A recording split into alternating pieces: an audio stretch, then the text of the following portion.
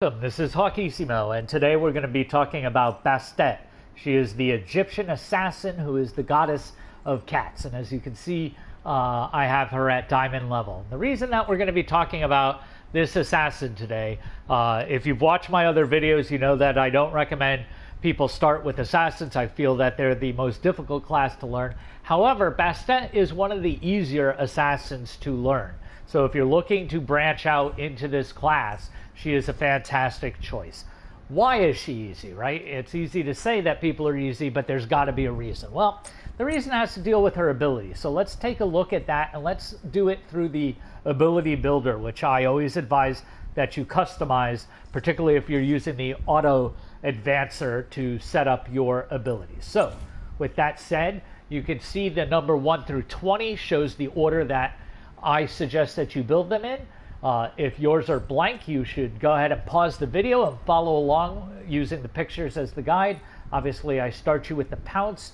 I then have you going into the declaw. Then I have you picking up razor whip, coming back to the pounce, and going into catcall. From here, we're going to primarily focus on pounce, but I do have you splashing both declaw and razor whip in sporadically. And the reason that I do that is so that you can pull off your whole sequence, your whole kit.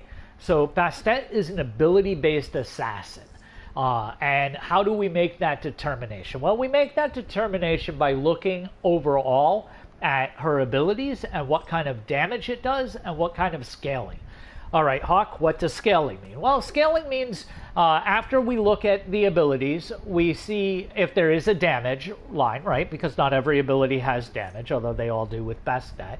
And then there's generally a parentheses and then tells you a percentage of your physical power or your magical power if we were talking about guardians or mages, right? And so if they're high percentages, that leans you towards being an ability-based god. So let's look at that. We see 100% on the pounce. We see a 20%, but I want to caveat that this is a damage over time. So both the damage number and the scaling are a little bit more sly than they might otherwise appear. We see 100% here. So two of them have 100%. And then we come into the catcall. And again, it makes it look like it's a low damage, but you have to keep in mind that there are 3 individual cats that last up to 10 seconds that are doing damage per hit, so damage over time, right? And for that reason, we start to have to work our brains around the fact that she's got 2 different abilities that are doing dot. Then we look at her passive, right? And her passive is saying that whenever you hit them with your pounce, your razor whip, or your declaw, in other words, your 1, 2, or 3, you're going to give them what they're calling a wound for a brief time. And once they have the wound, your abilities are going to do additional damage and remove the wound. So if you jump in with your pounce, great, you've put the wound, you then razor whip, you've hit them with that extra bit of damage. Or let's say you threw your declaw at range and then you pounced so that it's hitting for 20% more. So lots of different ways. But again, more damage off abilities.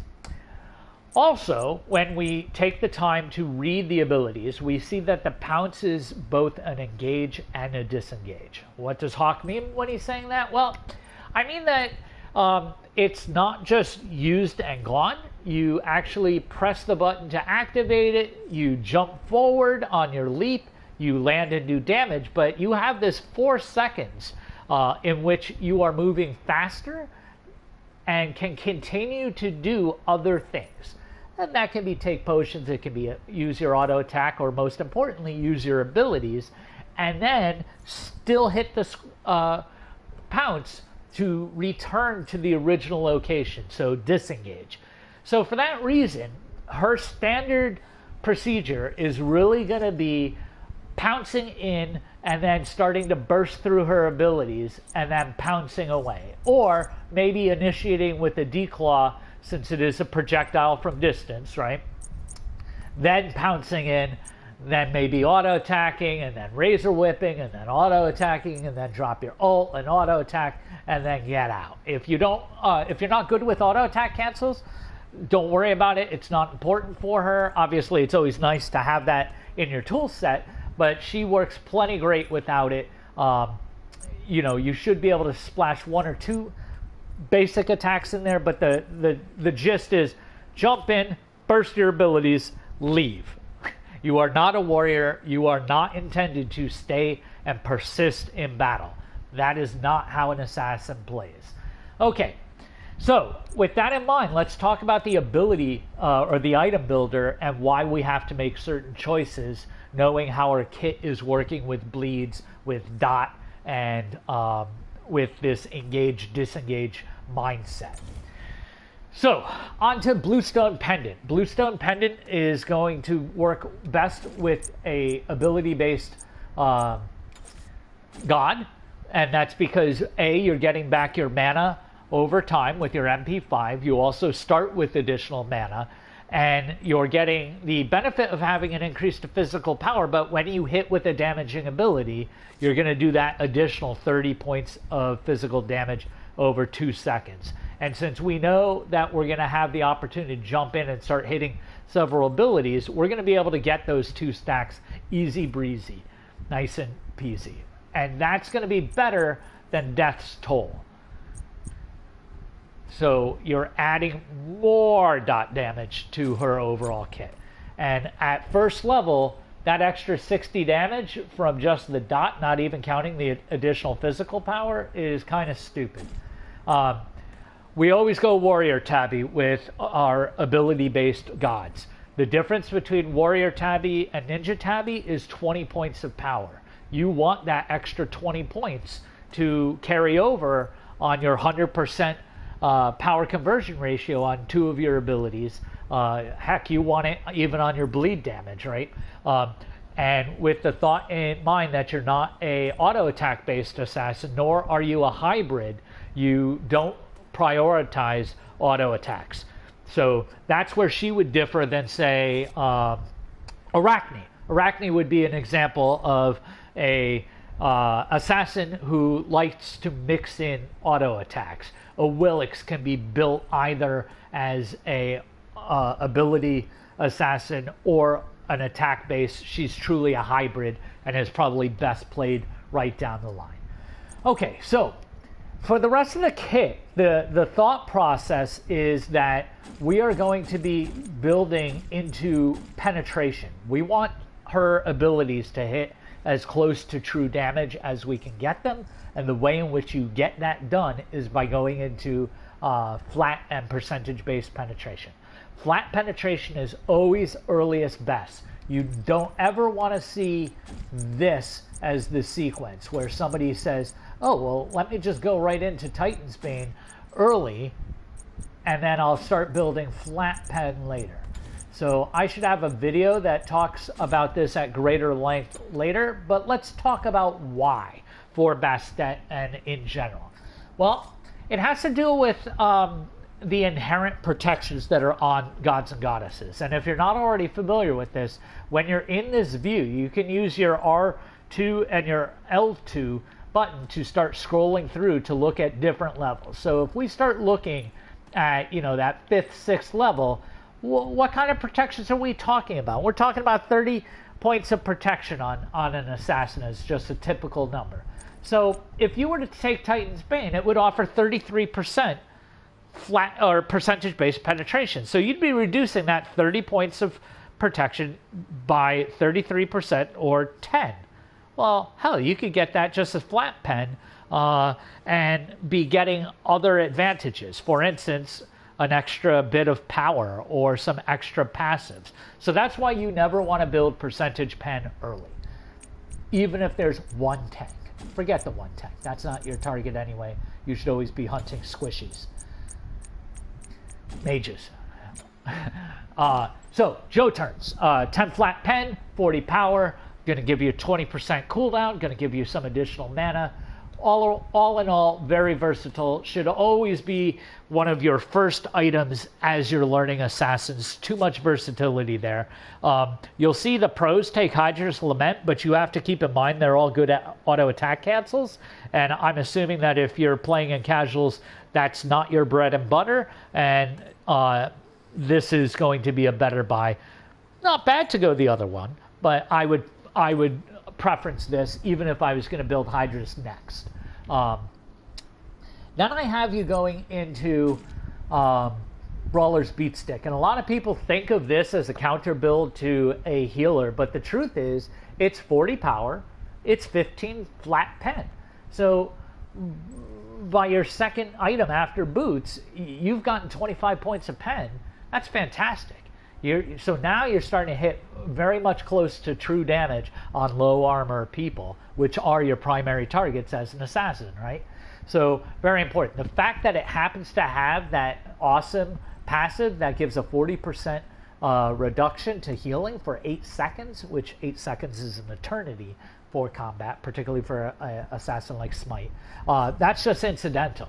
We're taking it for its core abilities. It was even better last season, but it's still a very, very solid pick.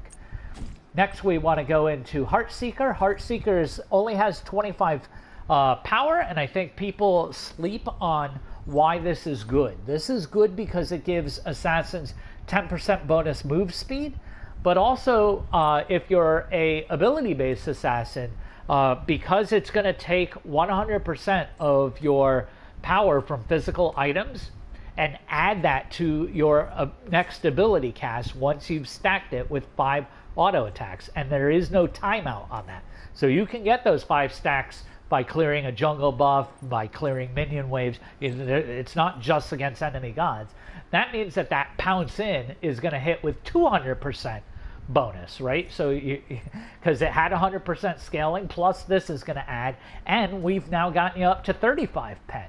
That's a lot of damage, so don't sleep on the overall benefits of this. Also, because you have additional move speed here, if at this point you want to linger for a little bit longer to get in a couple extra auto attacks, you have the safety net of having that additional speed to disengage without only relying on your pounce, right? So that becomes very important. So then finally, you're starting to get into the late part of the game at this point. You know, you only have 2 items left to go. You want to be looking at more pen, and that pen should probably be Titan's Bane. Titan's Bane so that you get the percentage pen, because at this point you probably do have some tanks, but it's not really just for the tanks. You have to think about how do you win the game, and it's not by not dying. It's not by getting tons of kills or assists. It's by stripping objectives, right? So in everything except arena, you got to go kill the Phoenix. And you got to kill the towers so that you can kill the Titan. And this is Titan's Bane for a reason. Those all have good protections, and this is the most efficient item at stripping those objective protections. Towers, Phoenixes, and the big monsters. Whether it's the Titan, the Gold Fury, the Fire Giant, Apotheosis. I can't even remember the names of them all. But there you go. So then you're ready to sell your starter item, and this is generally where you start to think about flex picks, and these 4 are the most likely flex picks depending on your enemy team, right? If you've gotten ahead in level, then go ahead and pick up Bloodforge. The 75 power, the lifesteal, the extra move speed and health shield when you do get a kill will let you persist in those battles and start stacking them up, so don't feel bad about that. But if you're not ahead, then don't go with this item, right? Because you've got to stay in that engage, disengage mantra. So at that point, you want to start to think about getting to the flat 50% or 50 points of flat pen, the absolute cap with Crusher, 30 power, 15 attack speed, 15 flat pen. Or you can pick up this item, 50 power, 10% move speed. Every time you hit enemy, you strip 10 points of their physical protection, and you gain 10 points of physical penetration, right? So sort of think of it as a similar item to Ishabal, where Ishabal steals attack power and gives you attack power. This steals physical defense and gives you physical defense. And then last but not least, certainly not bad to go ahead and pick up some armor for the late game. I think that this is the most versatile of all the armors to pick up. It has the 40, so 40 physical, 40 magical, but it also has 20% crowd control reduction. It gives you 10 more percent to your cooldown, so you've got now 30 points of a cap of 40% cooldown, so that's nice. And it's got an incredible passive which says, you know, when you get hit with that hard CC, you're going to mitigate additional damage 15%. So very solid. For your relics, you're going to get one free at first, one at 12th. I think these two are the safest. They've been the safest for many seasons now. Purification, the Assassin's Nightmare is to get CC'd into a spot where they don't want to be, to get locked down. So that's what Purification is to get you out of. You know, if Ymir freezes you and then everybody starts to focus you, you're just going to get bursted down. Forget that. Just take Purification. Don't feel bad. Boogie on out of town. Later on, go ahead and pick up Aegeus. Aegeus will let you tower dive, right? Yeah, all right. You've jumped under your tower. That's nice. I'm still going to use my pounce. I'm going to rotate through all my abilities, knowing I'm putting all kinds of dot on you. And then I'm going to hit pounce, jump on out, and then hit this and just keep running.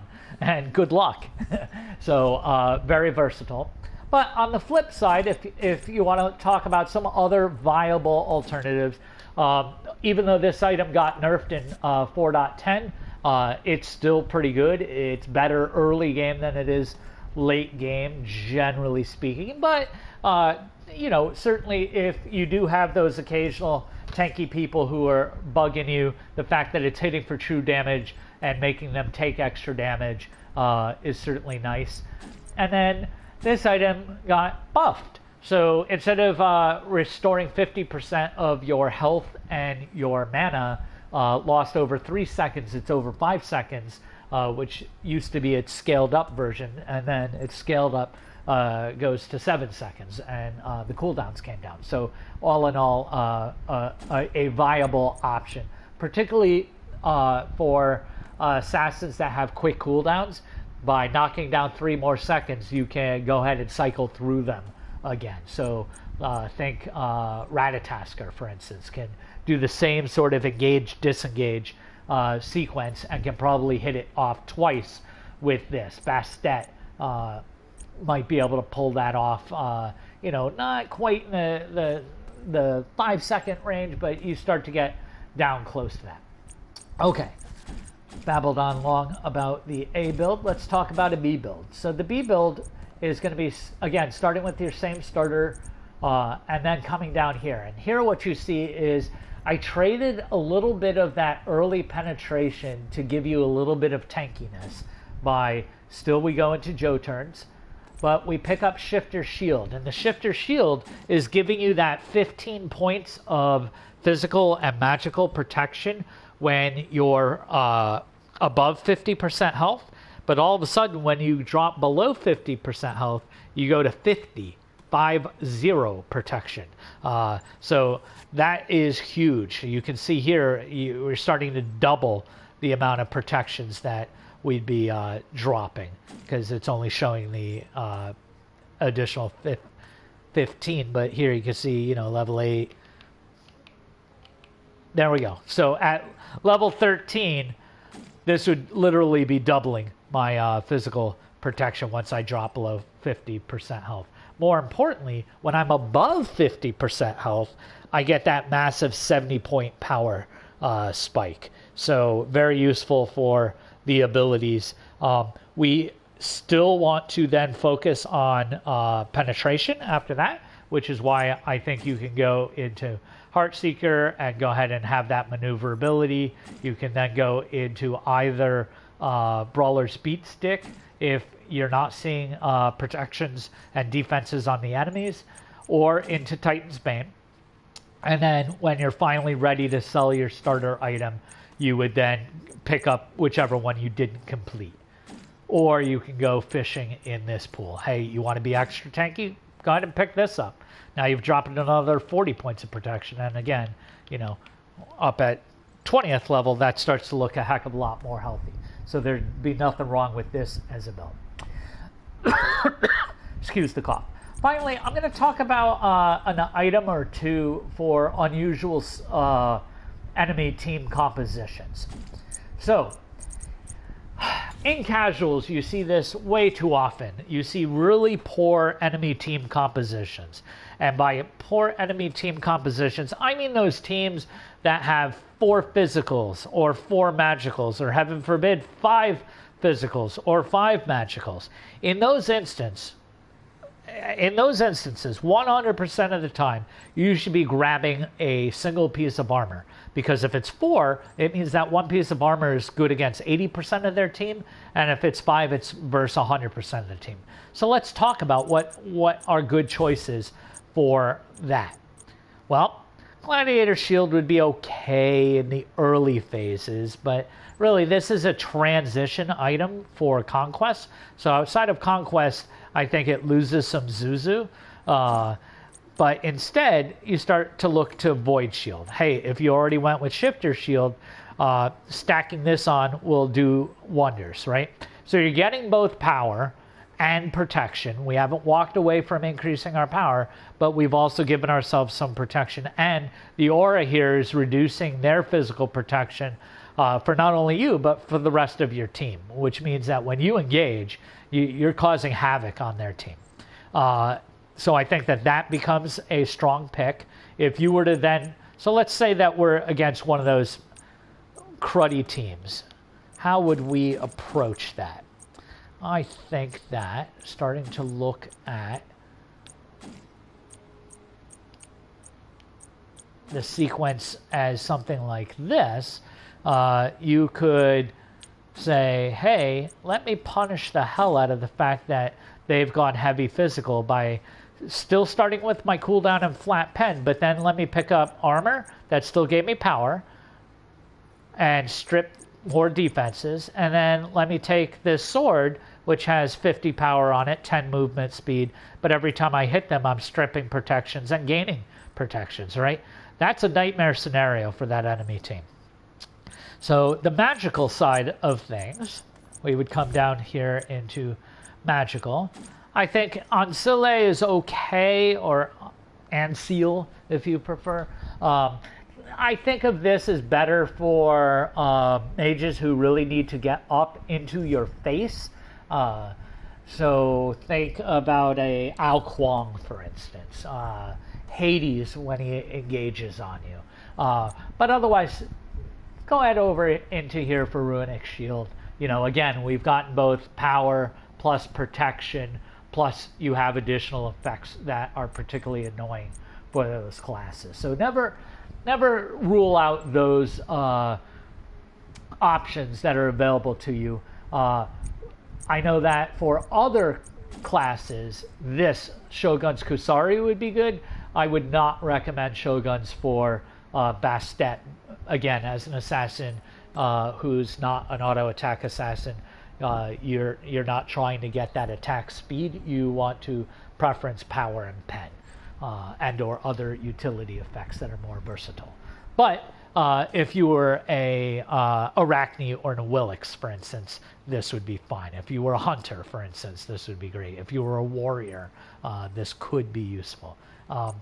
So now I've given you a couple items to contend with those ridiculous teams that we see way too often in there. And with that, I'm going to conclude my Bastet guide. I put this together specifically when I was playing in a match against one of my friends. So Jenna, this is for you, but it's also for everybody else. Bastet makes a wonderful addition to your assassin portfolio and should be one of the ones that you pick up when you do branch out into that group. If you found any of the information in this video useful, please click the like, give me a subscription, I'd love it. If you click the bell, you get notified whenever I upload new content.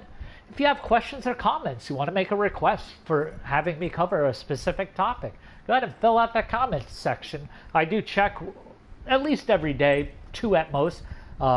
The top section of my page includes links to my Twitter account. You can drop me a message there. I also do respond and read the Reddit threads, so you can see stuff that I've posted there. I will end my video with all of that. Thank you very much for watching, and this is Hawkissimo signing out.